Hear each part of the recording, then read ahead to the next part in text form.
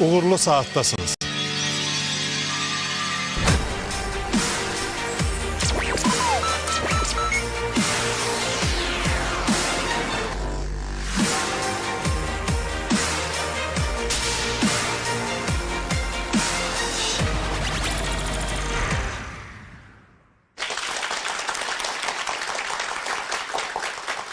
Verilişimizin məqsədi insan davranışlarının altındakı xəzinəni taparaq insanın həyat keyfiyyətini yüksəltməkdir. Xaosdan yaranmış bir dünyada insanın nizam yaratmağa çalışması üçün duyğu və düşüncələrinin qarışığından ibarət bir reseptdə dəyərlər həyatımızın lokomotividir. Nəyi, niyə etdiyinizi bilmək istəyirsinizmi? O zaman doğru yerdəsiniz. Uğurlu Saat proqramı məhz sizin üçündür. Sizləri sevgi və səmimiyyətlə salamlayıram, hörmətli tamaşaçılar. Uğurlu Saat fərdi inkişaf teleproqramı bugün insanın master sisteminin əsas ünsürünü, dəyərləri araşdıracaq. Hər gün özümüzü xoşbəxt və həyatdan razı hiss etməyimizin yolu dəyərlərimizə görə yaşamaqdır. İçki və ya narkotik qəbul etmək, həddindən artıq yemək, yerli yersiz dərman qəbul etmək, başqalarına təzyiq etməyə cəhd etmək, saatlarla oyun oynamaq, serialları ard-arda izləmək və ya alış-verişə çıxmaq insan həyatını mənfi istiqamətə yönləndirir. Burada problem nədir? Bu davranışlar əsasən qəzəbin, nifrətin, peşmanlığın, boşluq duyğusunun və digər neqativ duyğuların nəticələridir. İnsanlar həyat məmnuniyyəti əldə etmədikdə, doyuma çatmadıqda neqativ davranışlara niyə yönəldiklərini bilirsinizmi? İnsan beyni sürətə meyillidir. İnsan sürətlə öyrənir, sürətlə hirslənir, sürətlə sevinir. İnsan bir şeyi arzulayanda onu dərhal istəyir, mümkün qədər tez.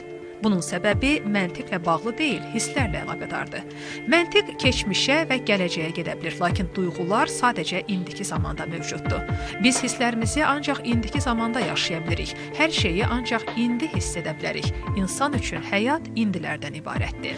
İnsan davranışlarının səbəbini dəyişmək yerinə nəticələrini dəyişməyə meyillidir. Onların problemi içki və ya oyun aludəçiliyi deyil, dəyərlər münaqişəsidir. Bir şəxsdən sənin üçün həyatda ən vacib şey nədir deyə soruşduqda, ailə, sağlamlıq və zənginlik deyə cavab verə bilər. Ancaq burada ailə sadəcə vasitədir.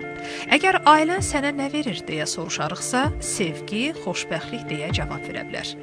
Əslində, dəyər verdiyimiz və qovuşmaq istədiyimiz şey sevgi və xoşbəxtlikdir. Ailə isə sadəcə vasitədir. Pul üçün də eyni fikir qüvvədədir. Bir şəxsdən pul sənin üçün nə deməkdir deyə soruşduqda, bəlkə də azadlıq, rifah, xeyriyyəçilik, güc deyə cavablandıra bilər. Göründüyü kimi pul sadəcə vasitədir. Onun əslində uğrunda yola çıxdığı şeylər azadlıq, rifah, xeyriyyəçilik, güc kimi dəyərlərdir. Əsl məqsədə necə nail olmağı bilmək istəyirsinizmi? Bunu birlikdə öyrənəcəyik. Bugün uğur hekayəsini bizimlə bölüşəcək şəxs İşxanıma Mahru xanım Nortondur. Xoş gəlmişsiniz Mahru xanım. Xoş gəldik. Hal-hazırda Azərbaycanda çox nadir xidmətlərdən birini göstərməklə məşğulsunuz, idarə etmə xidmətləri. Yəni bu elə bir dövrdə siz buna başladınız ki, o dövrdə bu xidmətlər demək olar ki, heç yerdə göstərilmirdi. Bu bir innovasiya sayıla bilər bizim yerli iqtisadiyyat üçün. Siz necə oldu ki, bu sahəyə gəldiniz və bu barədə ilk fikirlərinizin cüzərtiləri hardan yarandı? İlk fikirlər, bilirsiniz, mən böyük kinomanam. Mən həmişə Oskar mükafatının mərasiminə baxanda həmişə deyirdim ki, orada göstərilirdi ki, həmişə aktyorlar, rejissorlar öz agentlərinə minnətdarlıq bildirirlər. Mən bunun haqqında öyrənməyə başladım ki, bu agentlik nədir ki, bunlar buna çox önəm verirlər. Yəni, insanı önə getirmək üçün onun tam yaradıcı, tam bir yaradıcı insan kimi ortaya, başqalarının nəzərinə çarpmaq üçün deməli başqa adamlar da lazımdır. Bu adamlar da onun əgər biri hüquqşünasıdırsa, ən önəmli insanlarından da biri onun agentidir. Və bu agentlik yəni insibati bir nümayəndəsi. Bunun nədən ibarət olduğunu mən öyrənməyə başladım. Həm də ki, elə bir müəssisədə çalışırdım ki, onu genişləndirmək bilərdim ki, göstərə bilərdim. Baxın, bilirsiniz, mənim üçün çox maraqlı burada bir məqam var ki, bir çox insanlar iş qurmaq istəyirlər, biznes təşəbbüskarlığında olmaq istəyirlər, ancaq gözünün qabağında çoxlu çətinliklər var, texniki işlər var, mühasibat işləri var və yaxud təhlükəsizlik xidmətləri var, marketinq xidmətləri var və bunları əsasən ümumiləşdirəcək və öz əsas fəaliyyəti ilə birləşdirəcəksə, o zaman bunun biznesi həyata keçə bilər. Ancaq əsas məqsədi, göstərmək istədiyi hər hansısa bir xidməti həyata keçirtmək, texniki xidmətlərlə bir yerdə gəldikdə insanın gözündə bir dağ kimi ola bilir. Sadəcə bütün bu xidmətlərin hamısını siz göstərirsiniz və qalan Yəni yaradıcılığı, əsas onun özünün göstərə biləcəyi bir şeyi ona buraxırıq. Yəni həmin insanın, həmin yaradıcı bir qrupun tamamilə öz yaradıcılığında fikrini cəmləşdirəcəyini və başqa, necə deyim, səhnə arxası detallara diqqətini yayındırmamacağını nəzərə alaraq bizim xeyirli olduğumuzu bilirik. Yəni, bu insan fikirləşməməlidir ki, mən bir yerdən başqa yerə fikrimi necə çatdırım? Biz onu o yerə çatdırırıq ki, o fikir çox aktuallığını itirməsin. Yəni, bu adam, bilirsiniz necə, biz çox vaxt mən özüm, öz təcrübəmdən görmüşəm ki, bir şeyi həyata keçirənə qədər o çox zəncirlərdən keçir, yəni bu mərhələlərdən keçir. Bu, həmin yolun yarısında onun əsas ideyasının nədən ibarət olduğunu çox vaxt itirir. Bilmir ki, bu əsas məqsədi nə idi? Bilirik ki, əsas məqsədi uğur idi, əsas məqsədi nəticə almaq idi. Amma bunun, bu məhsulun tam olacağını o yadından çıxardır. Çünki qalır, bilirsiniz necə, çox vaxt belə bir gündəlik qayğılar bunu bundan biraz uzaqlaşdırır. Və finişin çox uzaqda olacağını, yəni axır nöqtənin çox uzaqda olduğunu zənn edir. Amma bu axır nöqtənin yaxınlaşdırmaq üçün bizim xidmətin lazımlığını mən necə deyim, bir 7-8 il bundan qabaq gördüm. Yenə deyirəm, bu Oscar'da olan agentimə çox sağ ol deyirəm agentimə. Mən deyirdim ki, bu agent kimdir? Mən bu agent olmaq istəyirəm. İnsanın həyatına yön verəcək şeylərin dəyərlər olduğunu bilirik. Ancaq ilk növbədə maraqlı bir sual vermək istəyirəm. Sizin üçün həyat nədir? Mənim üçün həyat bu dəyərlərin elə biri toplusudur. Yəni, həm mənəvi, həm maddi dəyərlərin tam cəmidir. Yəni, bir buketidir. Amma həyat, həm həyəcan, həm qorxu, həm sevgidir. Yəni, bunların hamısının birliyidir. Bu, həyatın nə olması ilə bağlı olaraq biz bir sorğu keçirmişik. İcazənizlə əvvəlcə sorğumuzu dinləyək, sonra söhbətimizə qaldığımız yerdən davam edərik.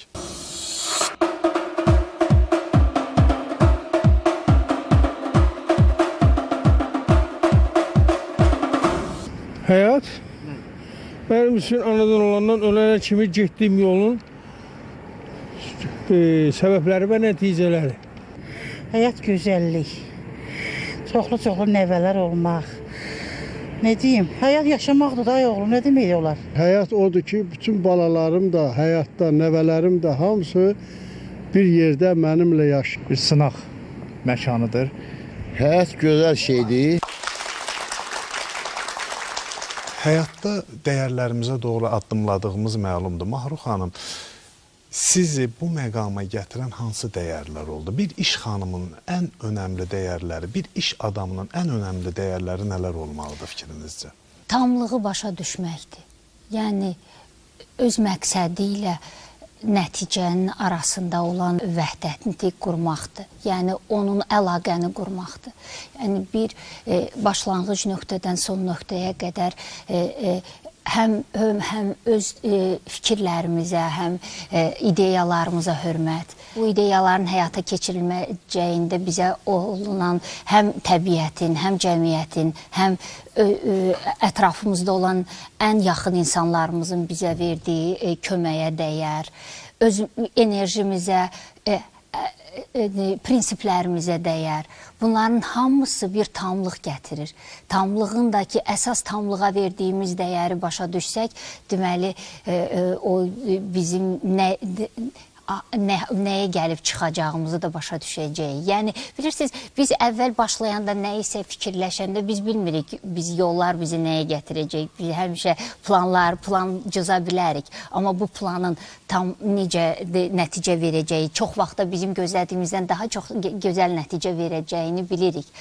Amma bunun üçün tam enerjimizi sərf edəsək, yəni biz tam sadiqlik olmalıdır. Həm prinsipimizə, həm ideyamıza. İdeyanı çox vaxt biz arzularımıza hörmət etmirik. Çünki o öz məhsulumuzdur. Başqasının ideyası bizə çox dəyərli gəlir. Bunu əgər biz əvvəldən axıra qədər öz ideyalarımızı sevsək, öz dəyərlərimizin fərqində olsaq, yəni bizim dəyərimiz bugün bizim sevdiyimiz arzumuzdur. Yəni bu arzu bizə çox uzaqdır. Sonra bunun necə həyata keçirəcəyimizi biliriksə, bu daha da bizə sevinç hissini daha da gücləndirir. İlk addımlarımız kiçik uşağın addımladığına bənzəyir. Bu da bizə çox böyük sevinç verir. Biz buna ortada hansısa problemdən girib çıxmağımız da gözəl bir sevinç hissi verir buna. Bunların hamısı bizə necə deyim də tamlıq verir. Tamlıq çox vacib bir hissdir. Təşəkkür edirəm. Dəyərlərinizə doğru irəliləyərkən dəyər ziddiyyətləri ilə qarşılaşdığınız zamanlar oldu mu? Yəni, iki önəmli dəyər arasında seçim qarşınızda qalaraq bir sıxıntıya düşdüyünüz anlar olubmu heç? Olub. Bu çox var. Mən bu barədə fikirləşmişəm, hansı anlar məni sıxıntıya çox vaxt salır. Çox vaxt yaradıcılıqla məşğul olmaq istəmişəm. Bəlkə də bu indi etdiyim işlər deyil. Arzularım, yəni özümü arxivlərdə görmək istəyirdim. Yəni bu arxivlərdə tərcümələr edib hansısa kitablar tərcümə etmək arzusundaydım. Amma sonradan bunun çox real olmadığını, çox vaxt maddiyata qarşılaşacaq, yəni daha mənə yaxşı, maraqlı olmadığı üçün mən fikrimi dəyişdim. Başqa şeylərlə daha tez nəticə verəcək bir işlərlə məşğul olmağa başladım. Bu məni əlbəttə çox sonradan indi əgər mən fikirləşirəm ki, o seçim qarşısında olmuşam. Siz başqa bir şirkətdə işləyirdiniz və şirkətdə işlədiyiniz halda necə oldu ki, iş qurmağa, yəni öz biznesinizi yaratmağa qərar verdiniz? Bu necə oldu ki, bir sahədə çalışırsınız, bir şirkətdə işləyirsiniz və sonradan öz işinizi qurmağa qərar verdiniz. Bu prosesi biraz bizim üçün açıqlaya bilərsiniz? Hekayənizi bölüşə bilərsinizmi bizimlə? Bəli, yəni o necə deyim, 12 il ərzində bir şirkətdə çalışırdım və orada mən kiçik bir vəzifədən böyük, yəni vəzifəyə qədər artmışdım. Ambisiyalarım çox böyük idi. Daha da, bəlkə də axıra doğru, yəni bu şirkətdə işlədiyim vaxtın sonuna doğru daha agresiv fikirlərim var idi. Yəni daha da tez nəticəyə çatmaq istəyirdim.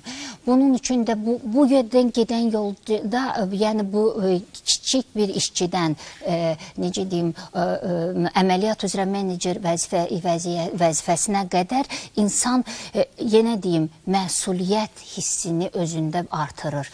O məsuliyyəti insana nə verir? Birinci biliklər, ikincisi onun etdiyi, hər bir yerinə yetirdiyi tapşırıq, proyektlər. Yəni, üçüncüsü də ki, ona verilən qiymət. Bu insana özünün dəyərliyi, özündən razılıq hissini böyüdür. İnsanın ambisiyası artır. Bu da mən də başqaları kimi mən də elə bu axındaydım. Yəni mənə çox maraqlı idi və iddialıydım ki, mən bu vəziyyətdə, yəni ölkə üzrə menecer vəzifəsini tutacağam. Amma Allahın mənim haqqımda olan planları tamam başqa idi. Mən bunun üçün də çox şadam. Yəni belə bir tamamilə çox şeydən, çox dəyərlər işlərimdən vaz keçib tamamilə ancaq bu haqda fikirləşirdim və demək olar ki, axşam 11-ə qədər də işləyə bilərdim. Bu mənə çox maraqlı idi. Amma sonradan bununla həmişə də buna çatmaq üçün də özümü yəni təqdim eləməli idim. Həmişə ideyalar axtarışındaydım. Həmişə şirkətə hansı gəlir gətirir, daha çox gəlir gətirmək gətiriləcək ideyaların üstündə işləyirdim. Proyektlər hazırlamaq istəyirdim. Layihələr mənə çox maraqlı idi. Sonradan işçilərlə ünsiyyətim mənə çox püxtələşdirməli idim. Onların mənə qarşı necə deyim, davranışı məni çox maraqlandırırdı. Çünki lazımlı, məsuliyyətli bir vaxtda mənim arxamda durmaqlarını istəyirdim. Deməli, şirkət daxili siyasəti öyrənirdim. Bunun da yolunda mənim ağlıma gələn çox fikirlər, çox vaxt qəbul olunsa da çox vaxtda qəbul edilmirdi. Bu ideyalar hər il deyirəm, 12 il ərzində yığılıb qalırdı. Belə bir getmək məcburiyyətində qalanda mənim üçün artıq bir, necə deyim, özümün hazır materiallarım var idi ki, nəyin üstündə işləyə bilərəm. Necə oldu ki, getmək məcburiyyətində qaldınız? Düzün desək, bunu biraz alınmasa da, çoxlarına çox peşmançılıq gəlsə də, amma indi məni sevindirən, mən işdən qovulmağım oldu. Və bu anda siz depressiya qapılmaq, stres yaşamaq, içərisində çöküntü, uğursuzluq duyğuları, bu kimi negativin içərisinə mi düşdünüz, yoxsa siz bu yəqin ki, düşməmisiniz. Bunun kimi duyğuların içərisinə düşmədən bunu siz fürsətə necə çevirə bildiniz? O sizə necə bir his verdi? Nə dediniz o anda? Necə düşündünüz? Etdiyim səhvlər, günahlar başıma, yəni yadıma düşdü ki, yəni bunların hamısı nəticədir. Yəni bizim ingrediyentlər, bir tortun hazırlanması üçün lazım olan ingrediyentləri yəqinlə illərlə mən bunu hazırlamışdım, soyuducuda saxlamışdım. Biri gəlib bunu bişirib mənə təqdim etmişdi. Bunu birinci fikirləşdim. İkincisi də ki, mən yarım saatdan, mənim həyat divizim var, yarım saatdan artıq fikir eləmək, artıq zəhlə tökməkdir.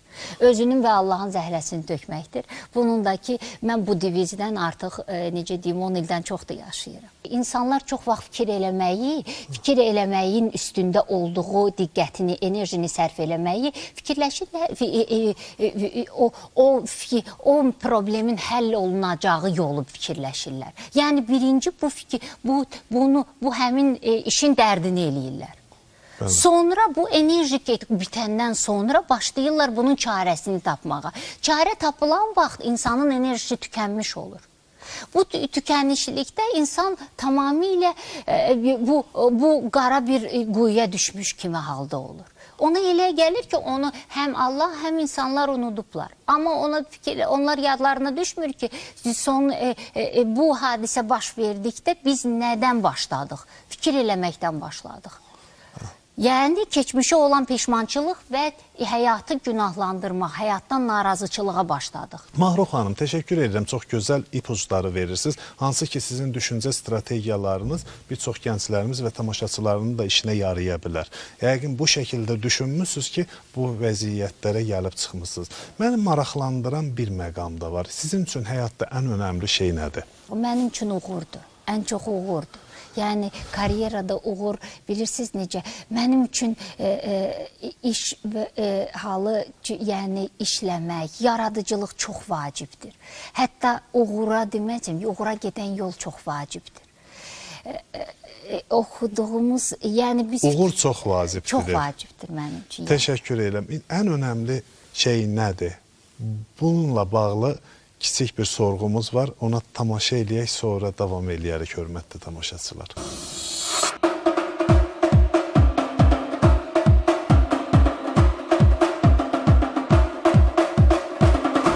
Sağlamlıq. Təbii ki, birinci təhsil, sonra karyera və sonra da ailə həyatı. Haqq, ədalət. Xoşbəxtlik, sağlam həyat. Hal-hazırda universiteti yaxşı qurtarmaq.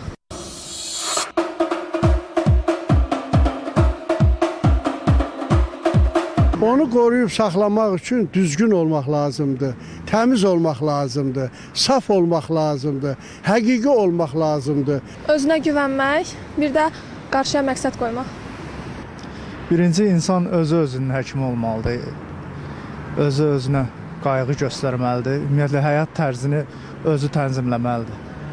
Mümkün qədər çalışmaq lazımdır. Əziyyət çəkən hər şeyin bəhrəsini görür.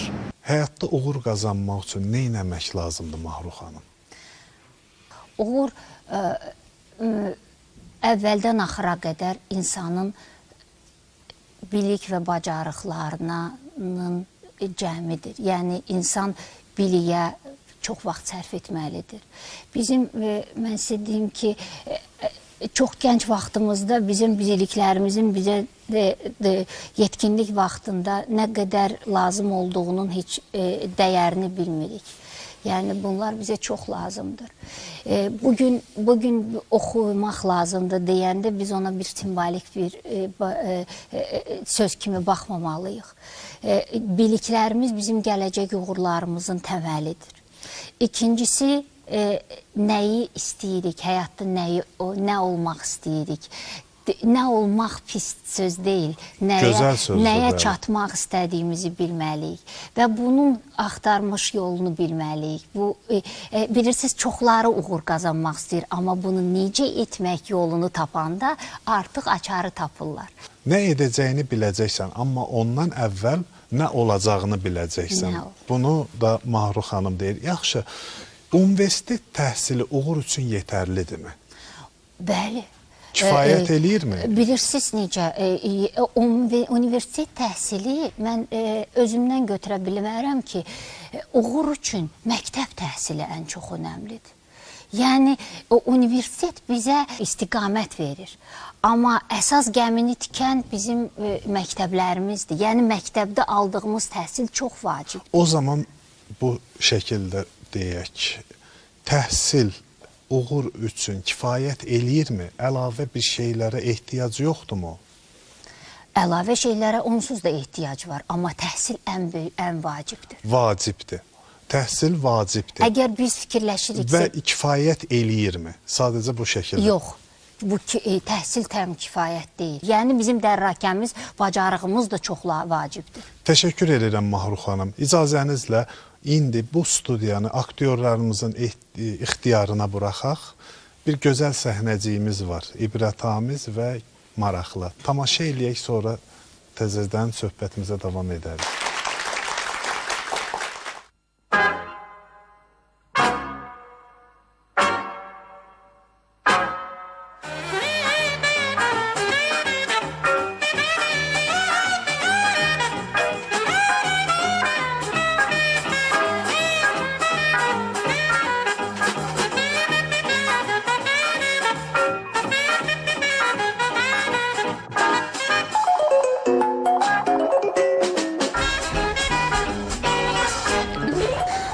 Lətifə, əzizim, mənə bir stəkan su gətir də. Dəlisən də sən, mən niyə getirirəm? Axı, niyə belə eləyirsən, əzizim? Abbas bəy, mənə əzizim demə. Mənim adım Lətifədir, mənə Lətifə deyəcəksən. Əzizim, nə vaxt yemək yiyəcək? Acından ölürəm axı. Baxır, sən də vaxt pişirəcəksən. Niyə belə eləyirsən axı, əzizim? Onsuz eşdən yorğun gəlmişəm. Bəsdir də.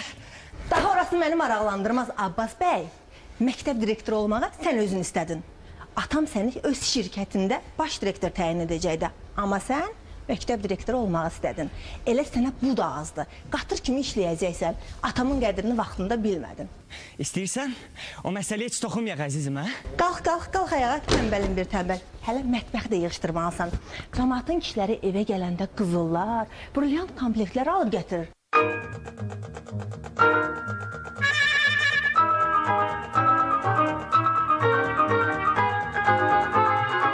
Amma sən Allahın bir darağını belə almamsan, darağını. Hay Allah, nə işə düşmüşük? Əzizim, darağı da mən almalıyam. Bayaqdan sənə deyirəm ki, mən əzizim deyib baş beynimi aparma. Yemək pişirəndən sonra çay da dəmləyərsən. Sonra biraz istirahət eləyərsən və mənə kitab oxuyarsan. Bu aralar özümü inkişaf etdirmək istəyirəm. Əzizim, biraz anlayışlı olaq. Görürsən, bütün ev darmadağındır. Olmaz ki, biraz qabları yuyasan, paltar ütüləyəsən, nə bilim, evi yığışdırasan. Bəsdə Abbas, bəsdə. Artıq bezmişəm.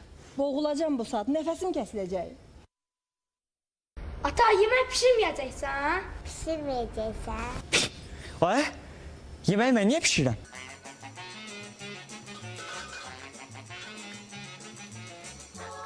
Bunların boylarına bax, danışmaları bax. Yeməyi anamız pişirəcək. Yavaş elə Abbas bəy, boğazında qalar. Mənim adım Lətifədir, aşpaz deyil. Mənə bax, uşaqlara niyə demisən ki, yeməyi mən pişirirəm, hə? Sən pişirmirsən ki? Amma digər evlərdə yeməyi qadınlar pişirir. Nə olsun? Bizdə də sən pişirirsən. Keçən dəfə uşaqlar yemək yeyəndən sonra əllər və sağlıq anacan dedilər. Mən də sənin müəlliflik hüququnu tapdalamamaq üçün sağ olsun atanız dedim. Lətifə, Lətifə. Lətifə, bu köynəkdən də iyi gəlir. Bunu yuyarsan, sabaha hazır olsun. At paltarı yan maşına yusun da, ağzımda yumayacağım ki. Buna bax, Lətifiyə paltar yu deyir. Deməli, iki uşaq anası, manken Lətifə paltar yuya bilməz, hə?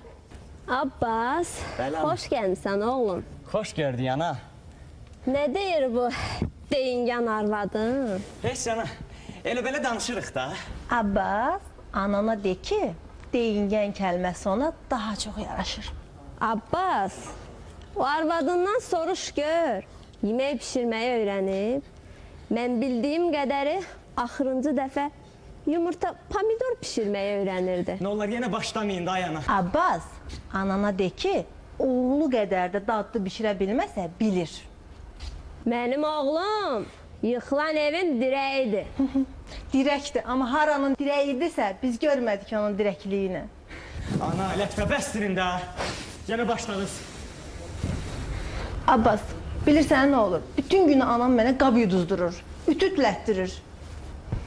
Az, mən yuyacam bəs. Məsələn, oğlun yuya bilər. Vay, mən niyə? Az, uşağın işi gücü yoxdur. Durub sən üçün qabı yuyacaq, paltar ütüləyəcək. Əlbəttə, mən də qadınam axı. Mənim də cəmiyyətdə mövqeyim var axı. Yox canım, departament müdürü də elə bil. Səyyarə xanım, sizi biraz ədəb-ərkana dəvət eləyirəm. Mən də sizi mətbəxə dəvət edirəm. Lətifə xanım, acılıqda mədəmizə nağara çalınır. Yanında da zurna qaval. Problem yemək pişirməkdədirsə, mən gedib pişirərəm yemək. Sus Abbas, sus. Heyif sənə verdiyim tərbiyə. Heç olmasa adından utan. Yıxılan evin dirəyi deyə, dirəyi. Lətifə, Pandora aradı, Pandora tapa bilmədim. Cəhənnəmdə. Haram olsun sənə verdiyim süd. Necə? Cəhənnəm? Bax, qadınlığını göstər dediniz, oğlunuz o saat özünü atdı ortalığa.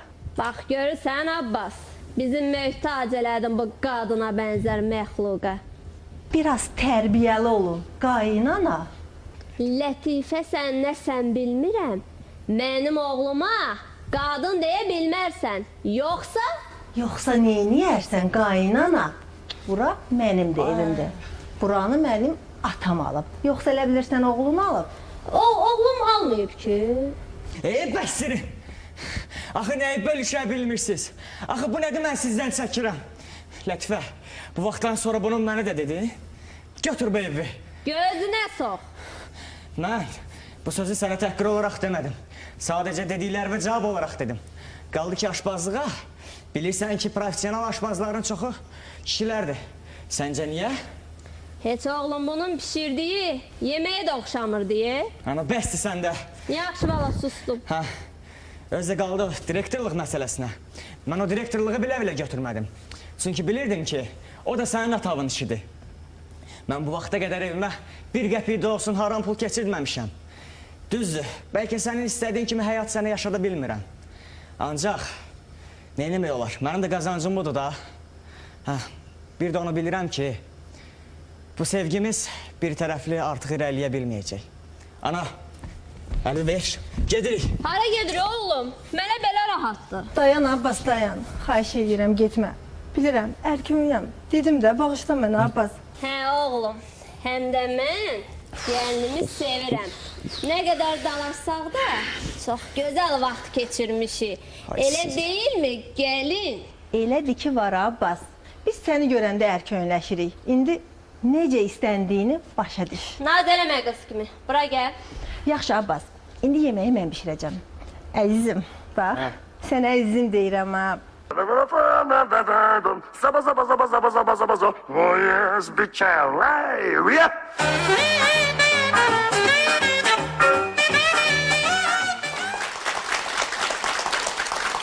Səhnəcikdən göründüyü kimi bir dəyər münaqişəsi içərisində bir ailə var idi.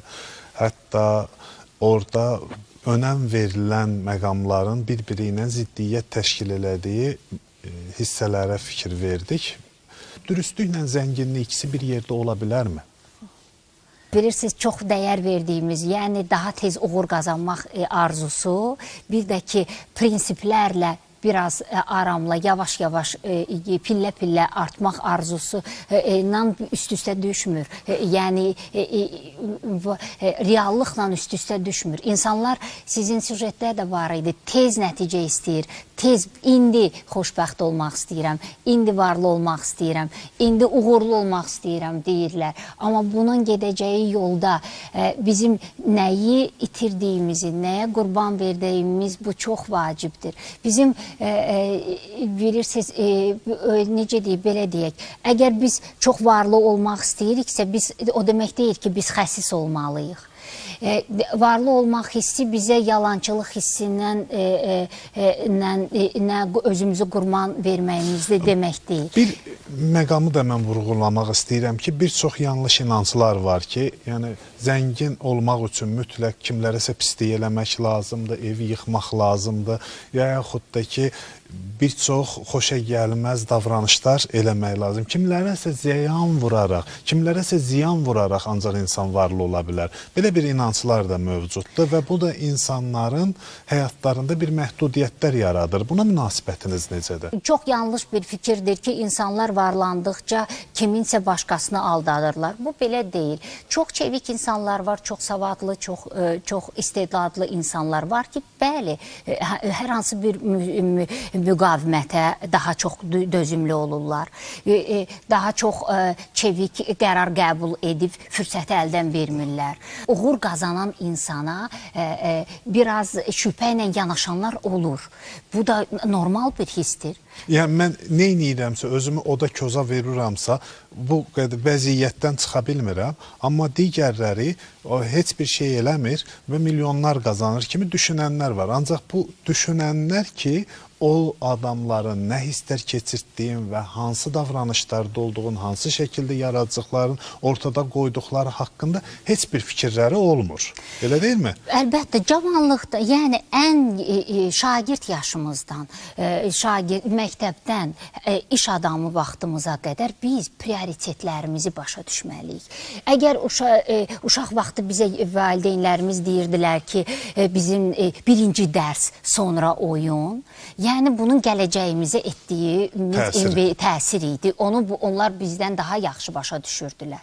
Sonradan birinci iş, sonra ailə həyatı bizim prioritetimiz idi. Çoxlarının ki, prioriteti ailə həyatıdır və tez evlənənlə tez yuxudan duran heç vaxt peşman olmur da, buna da inanıram mən. Bu, yəni ki, bizim verdiyimiz enerjimizi ailəmizə sərf eləmək istəyirik. Burada da heç bir yanlışlıq yoxdur. Amma insan tam uğur qazanacam, tam parlayacam, ulduz olacam, yəni necə deyim, iş həyatında bir ulduzlu örnək olacam deyəndə prioritetlərini başa düşməlidirlər ki, bilməlidirlər ki, birinci pillədə yazılıb təhsil, ikinci pillədə dözüm, üçüncü pillədə bacarıq, dördüncü pillədə çalışqanlıq, beşinci pillədə yenə səbir və bu tam halda gedir. Yəni bunu anlamaq lazımdır. Mən bugün Hindistana varalım deyən bir adam görməmişim. Təşəkkür edirəm. Hər bir insan öz dəyərlərini anlamalıdır və dəyərlər iyerarxiyasının necə işlədiyini bilməlidir. Bunu da Mahru xanım Norton deyir. Alqışlarınızı rica edirəm. Təşəkkür edirəm. Çox təşəkkür eləyirəm və bir çox insanların sadəcə əldə etmək istədiyi dəyərlərdən başqa qaçdığı dəyərlər də var. Yalançılıqdan qaçırıq, xəstəlikdən qaçırıq, uğursuz olmaqdan qaçırıq. Bunlar qorxular və yaxud da ki, sıxıntılar olaraq özünü bizim həyatımızda göstərməkdədir. Adətən uğurlu adamların problemləri nələrdir? Bir sualımdır. İkinci sualım isə belə bir şey olacaq ki, əsasən qaçmaq istədiyiniz bir şeylər varmı həyatda? Nələr istəmirsiniz? Yəni ki, həyatda nələrdən ən çox qorxursunuz? Qaçır. Ən çox qorxduğumu çoxdan bilirəm, ətalətdən qorxuram. Yerində saymaqdan qorxuram. Bununca həm də ki, uğurlu insanın ən çox ehtiyat ediləcəyi bir şey, insanlarla ünsiyyətini tamamilə özünün, yəni öz vəziyyətinin başqalarına necə təsir edəcəyini anlamalıdır. O gözləməməlidir ki, mən həmin dünənki adamam. Başqalarının gözündə sən dünənki uşaq deyilsən, dünənki tələbə deyilsən, dünənki məktəb yoldaşı deyilsən. Sən başqa bir insansan. Uğur qazanmış bir insansan və onun gözündə sən bəlkə də bəyəndi, bəyənmədi örnək mənbəyisən. Yəni, yamsılayacağı, addımlarını gedəmək istəyəcəyi bir insansan. Və onun dəyərinə qiymət verməlidir. İnsan həm də ki, çevrəsini daha da qiymətləndirməlidir. Özünün uğuru onun başını fırlatmamalıdır. Yəni, bundan qazandıqlarını başqasına verməyi bacarmalıdır. Xəsislik hissini tamamilə unutmalıdır. Əgər biz karyeramızın əvvəlində nəyisə qorumalı, nəyisə qazandığımızı saxlamalıyıqsa, orta və yüksək təbəqədə biz onu tamamilə verməliyik. Tükənəcəyinin, bitəcəyinin olacağı bir vəziyyətdən qorxmayaraq verməliyik. Yəni, savadımızı başqaları ilə bölməliyik, öyrədərək çox şeyi öyrənirik. Pulumuzun, zənginliyimizin bitəcəyindən qorxmamalıyıq, başqaları ilə tamamilə bölüşməliyik. Əgər məntiqi cəhətdən çox fikir xoşlamıramsa, deməli, hərəkətdə olmağı xoşlayıram. Hərəkətdə olmaq məni özümü inkişaf etdirməyə gətirir, çıxardır. Yəni, daha da yeni sahələr axtarışında, yeni biliklər axtarışında oluruq. Hər gün əgər özümüzü analiz etmək istəyirik və özümüzü başqa gözlə baxmaq istəyirik. Nizamlamağa çalışırıq. Təşəkkür edirəm Mahrux xanım. Eyni sualla əlaqədar bir sorğu keçirtmişik. Xahiş eləyirəm, bu sorğumuza tamaşa eləyək, sonra söhbətimizə təkrar qaldığımız yerdən davam eləyərik.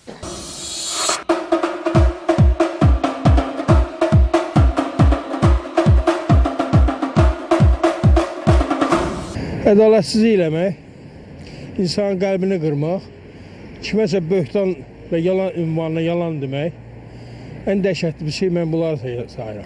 Ölümdən çox adam çox qorxur, ölümdən başqa şeydən Allah qorxmur adam. Həyatda ən çox qorxduğum yalançılıq, nainsaflıq, biganəlik, pis niyyət. Mənim qorxduğum şey yoxdur həyatda. Haqdan, ədalətdən qaçmaq olmaz. Yəni, əlimdən gələn hər şey eləyərəm də, təbii ki.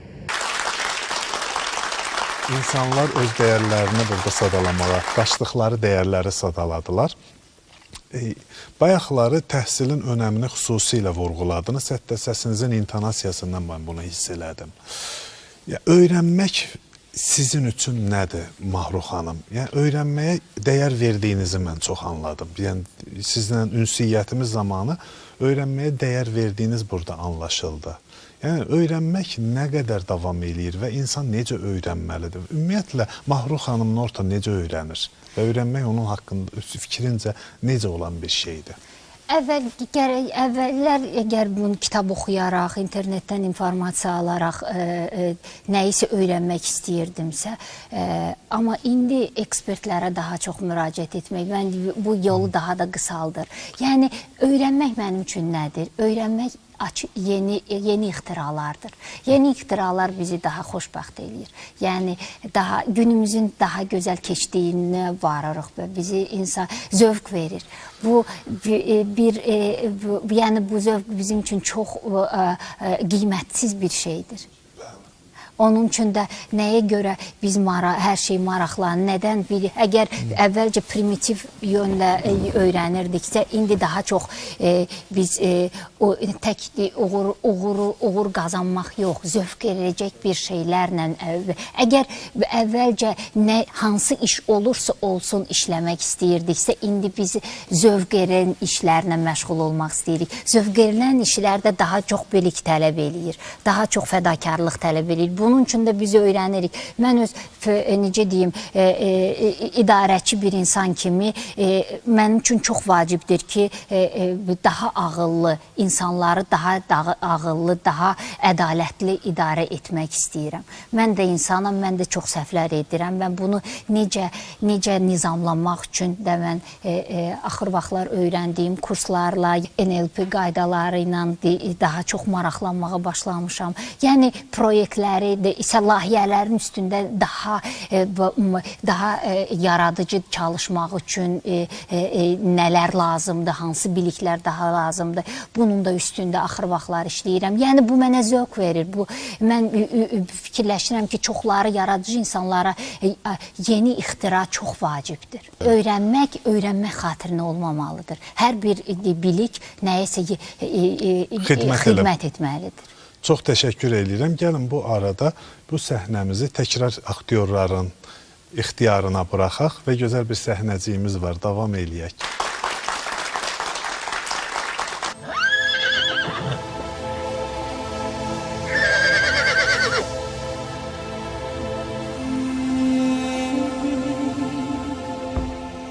Xeyr olur Rüstəm, bir kef görsənirsən. Yoxsa dəryada gəmilərin batıb? Mən bir kef olmayayım, kim bir kef olsun axı? Adamın ki gətirməyən də gətirmir də.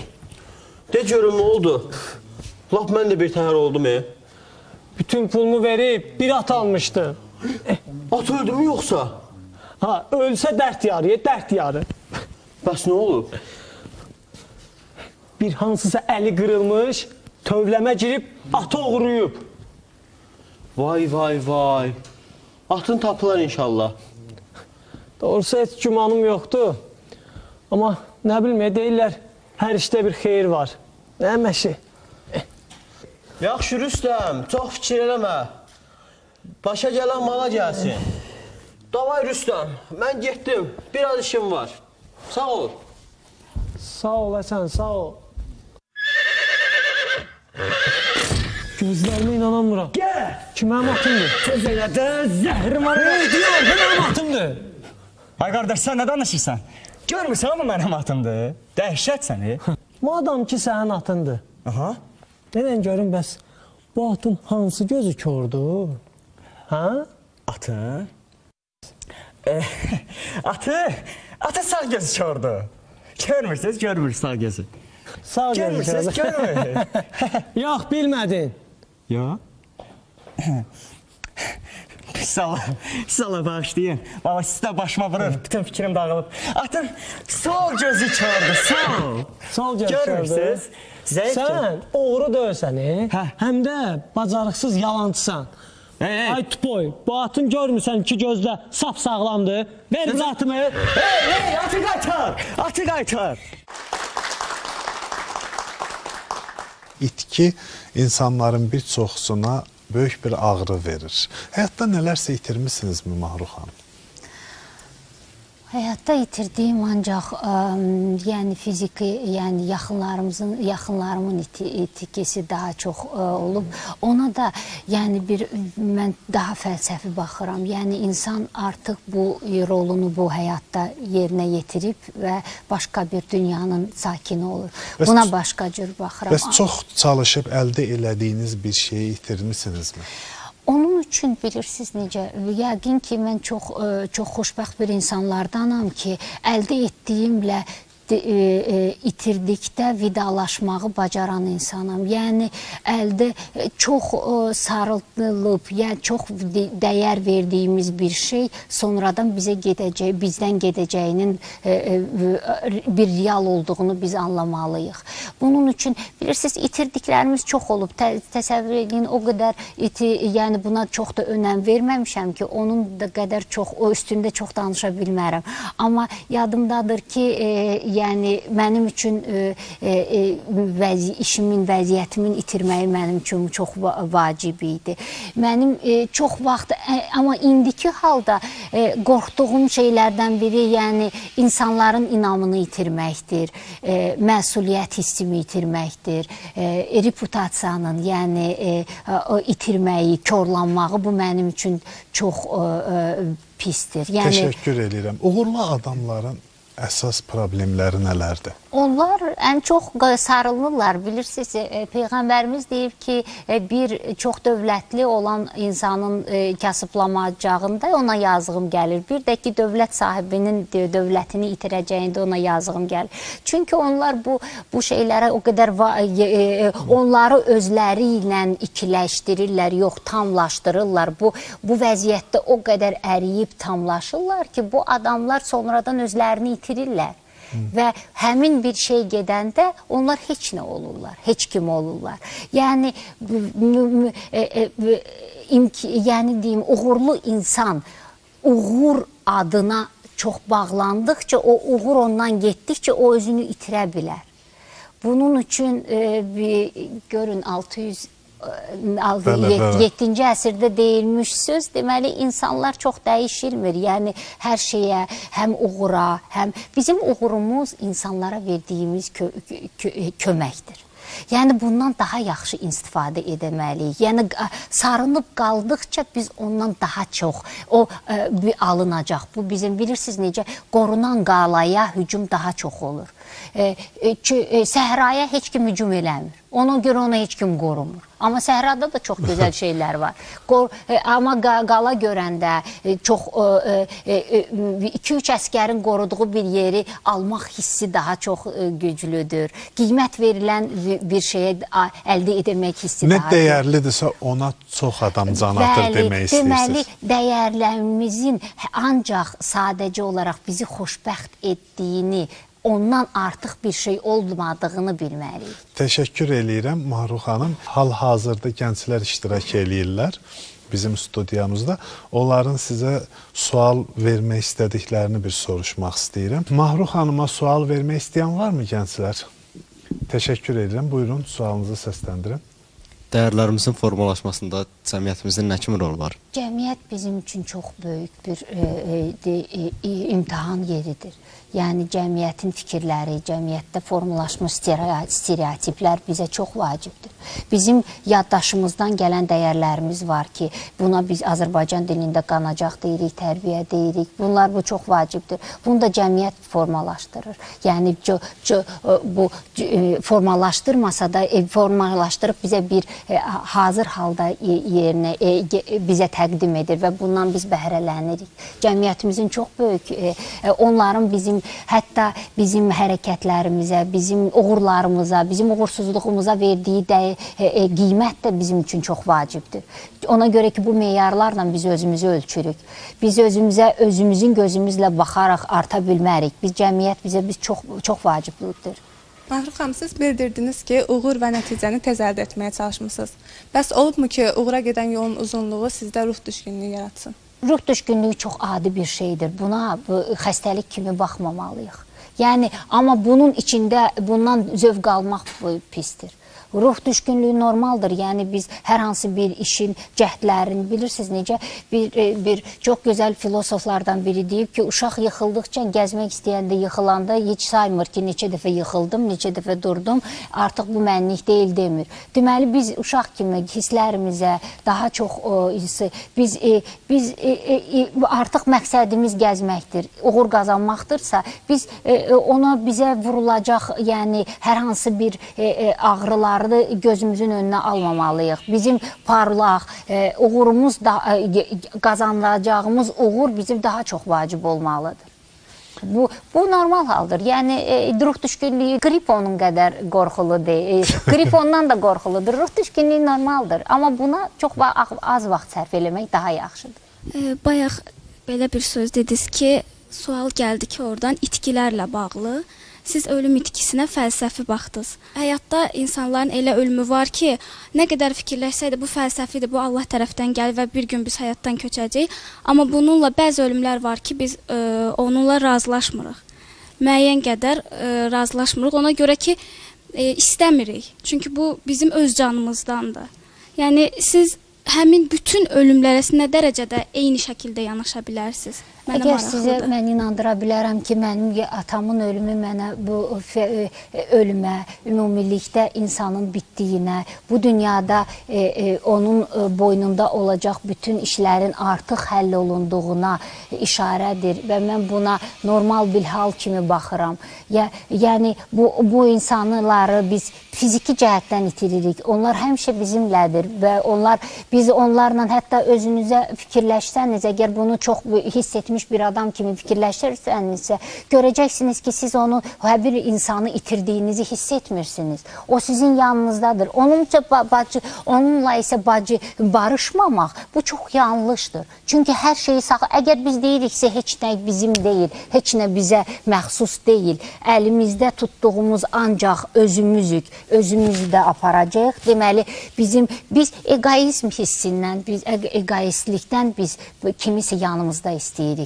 Nəyisə yanımızda istəyirik, öz xoşbəxtliyimizi istəyirik. Amma bu insanın artıq bizə verdiyini verib və fiziki cəhətdən, mənəvi cəhətdən də o onsuz da bizimlədir deyərək buna yanaşırıqsa, deməli, ölüm də bir normal bir haldır. Bunu, necə deyib, gülməli çıxmasa da buna daha yaxşı bir cəhətdən baxılmaq lazımdır. Onsuz da bizim əlimizdən gələcək bir şeylər yoxdursa, barışmaq məcburiyyətində qalırıq, deyilmi? Əlbəttə, barışırıq zaman keçdikcə, müəyyən qədər. Məcburiyyətində sadəcə yas inancı deyilən bir şey də var, ona görə... Yas yox, sadəcə elə insanlar var ki, onlar həyatda bizim üçün çox dəyərlidir. Çünki bunlar qarşımızdakı insan tərəfdən... sizin üçün itirmirlər.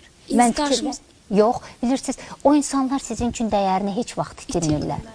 O itirmirlərsə, deməli, siz onların nə özünüzü, nə başqalar, mən sizə deyirəm, əgər, yenə deyirəm, dərd çəkmək sindromu sizə çox, siz əgər bunu analiz etsəz, siz görəcəksiniz ki, sizin dərd çəkməkdən daha çox xoşunuz gəlir. Çünki onsuz da indi əgər biz deyiriksə, bu adam bizimlədir, yəni bu adam yox, hər şey, bizim sevgimiz, bizim bağlılığımız bizimlədir.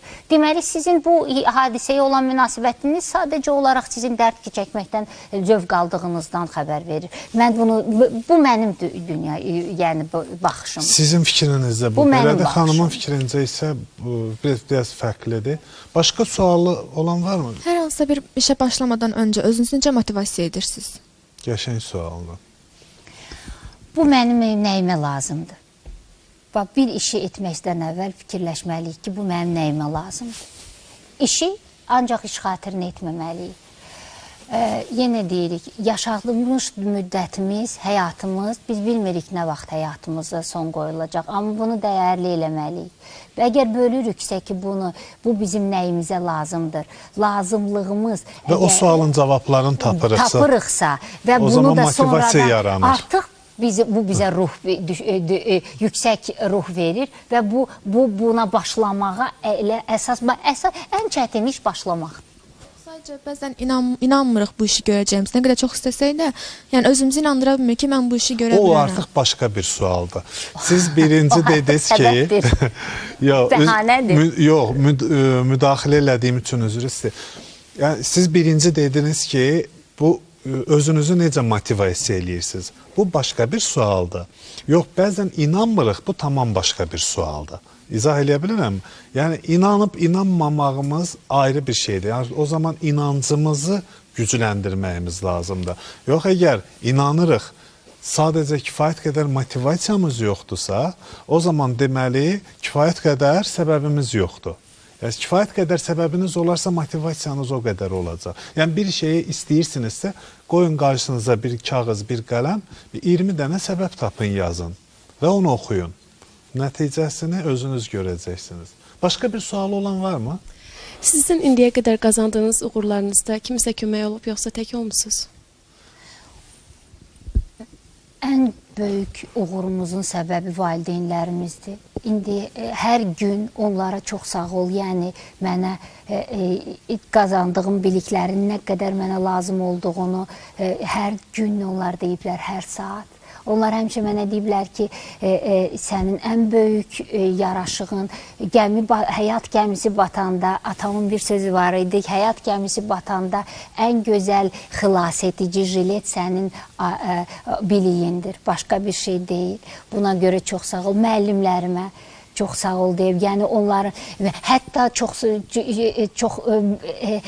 bir vaxtlar düşmən saydığım insanlar çox mənə kömək ediblər. Onlar məni daha böyük motivasiya veriblər ki, daha da yəni özümü sınamağa, özümü daha yenə də cəhdlər göstərməyə daha Mahnur çox xanım, əsas xanımın demək istədiyim, mən deyim, dayınız falan olubmu? Yəni bu şəkillərdə. Oy, mən deyim sizə yox. Bunun qədər, yəni müəllimlərimiz daydayımız deyil. Yəni bir uğur qazananda əgər bir kimsə sənin haqqında yaxşı söz danışırsa, artıq o daydaylıqdır. Yəni daydaylıq bu biraz loru dildə deyil. Yəni sizə dəstək edən bir adam, yəni fiziki şəxs ancaq valideynlərim və müəllimlərim olub. Başqaları həyatda rast gəldiyimiz insanlar cəmiyyətə nə veririksə, gözəl nə veririksə onu da alırıq. Təşəkkür edirik. Bu günləri bu studiyada çox maraqlı bir söhbət elədik və bugün yeni bir uğur hekayəsini dinlədik. Təşəkkür edirəm Mahrux xanım. Bir hekayənizi bizimlə bölüşdüyünüz üçün və gələn verilişlərdə sizi təkrarən görmək istəyərdik studiyamızda. İndi isə gözəl bir süjetimiz var, ona tamaşa eləyək. Sevgi, azadlıq, cəsarət, düzgünlük, zənginlik, sağlamlıq və digər dəyərlərimiz bizim həyatımızın istiqamətini təyin edən başlıca faktorlardır. Öz dəyərlərinin fərqində olan insanlar həyatda daha uğurlu və məhsuldardırlar.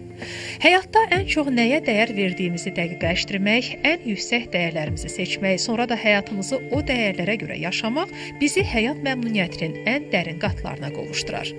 Bir işə olan həvəsimizə və davranışlarımıza təsir edən dəyərlərimiz eyni zamanda qərarlarımızı da formalaşdırır. Dəyərlər mütləq var və ya mütləq yox olan bir şey deyirlər. Onlar güclü, daha güclü, ən güclü, zəif, daha zəif, ən zəif ola bilirlər. Bəzi insanlarda güclü olan dəyərlər, bəzilərində daha zəif ola bilirlər. Nə bizim üçün önəmlidirsə, o bizim üçün dəyərlidir. Məsələn, bir şəxsdə zənginlik çox güclü bir dəyər olduqda, o adam iş dünyası, karyera və pul haqqında geniş anlayışlara sahib olacaq. Bu istiqamətdə öyrənəcək, zəngin insanların fikirlərinə önəm verəcək, davranışlarını buna görə nizamlayacaq. Əsas dəyəri sağlamlıq olan insanın həyat yolu da bu yöndə olacaq. Düzgün qidalanma reseptləri, fiziki hərəkətlər və pəhriz proqramları onun düşüncələrinin böyük bir qisminə hakim olacaq. Bir sözlə, həyat qayəsi sağlamlıq olan şəxs sağlamlıq barədə geniş fəlsəfəyə malik olacaq. Dürüstlük kimi bir dəyəri çox zəif insanın tez-tez yalan danışması, sözünə sadiq qalmaması və bu məsələyə önəm verməməsi başa düşüləndir. Eyni zamanda artıq çəkidən əziyyət çəkən bir şəxsin sağlamlıq haqqında danışmağa çox geniş fikirləri olmaya bilər. İnsan nəyə dəyər verirsə, onu düşünür. Onu əldə etməyin yollarını axtarır. Onun haqqında bacardıqca çox şey öyrənməyə çalışır. Dəyərlərinin nə olduğunu dəqiqləşdirməyən insanlar qarışıq həyat yaşayırlar. Həyatlarında nəyin önəmli olduğunu bilməyənlər üçün qərar vermək bir növ işgəncəyə çevrilər. Cəmiyyətdə ən çox hörmət olunan, qibtə olunan şəxslər kimlərdir? Sahib olduqları dəyərləri dəqiq bilən, onlara həqiqətən sahib çıxan, onları açıqlayan, onlara görə davranan, onlarla yaşayanlardır. Həyatın bəzi sahələrində iki müxtəlif dəyərin bir-biri ilə ziddiyyətinə də rast gəlirik və bu dəyərlər uzlaşmadıqda insan stresslə üzləşir. Sağlamlıq və dostluq dəyərləri çox güclü olan bir şəxs düşünün. Əgər bu şəxsin yeyib içməyi çox sevən yaxın dostları varsa və onlarla tez-tez görüşürlərsə, dəyər ziddiyyəti mütləq ortaya çıxar. İçkinin sağlamlığa böyük düşmən olduğuna inanan adam dostlarından da ayrıla bilmirsə, münasibətlərində sıxıntı yaranacaq. Həm dadlı yeməkləri sevən, həm də normal çəkiyə malik olmaq istəyən biri də seçim qarşısındadır və daxili narahatlıqları onu həyat məmnuniyyətindən uzaqlaşdırır. Həyatımızdakı bütün sıxıntıların kökündə dəyər ziddiyyətləri dayanır. Əgər həyat məmnuniyyətinə qovuşmaq istəyiriksə, dəyərlərimizi dəqiqləşdirməyi, uzlaşdırmağı və dəyişdirməyi bacarmalıyıq. Bunu birlikdə öyrənəcəyik. Biz insanlar olaraq sosial varlıqlarıq və dəyərlərimiz vasitəsilə həyatda kədərin və sevincin dadını bilirik. Dəyərlərimizin fərqinə varmaqla biz onları ən vacib sərvətimiz kimi görüb, həyatımızın yönünü istədiyimiz yöndə dəyişdirə bilərik. Dəyərlərimizə əsaslanan hədəflər müəyyənləşdirə, həyati strategiyaları qoya və həyat məmnuniyyətinə qovuşa bilərik. Ən böyük məqsədiniz özünüzsünüzsə bizi izləyin. Uğurlu saatda uğurun bütün sirləri gün işığına çıxarılacaq. Gəlin görüşlərədək.